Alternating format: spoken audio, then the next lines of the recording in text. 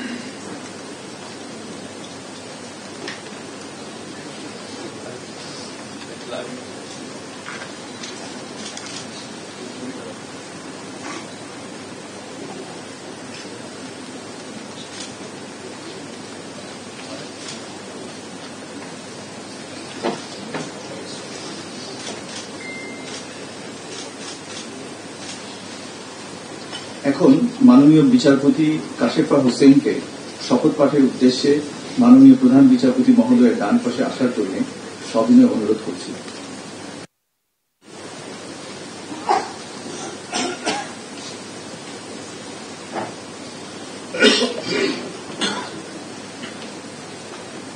আমি সুপ্রিম কোর্টের আপিল বিভাগের বিচারক নিযুক্ত হইয়া সশ্রদ্ধ চিত্তে শপথ করিতেছি যে আমি আইন অনুযায়ী ও বিশ্বস্ততার সহিত আমার পদের কর্তব্য পালন করিব। আমি বাংলাদেশের প্রতি অকৃত্রিম বিশ্বাস ও আনুগত্য পোষণ করি। আমি বাংলাদেশের সংবিধান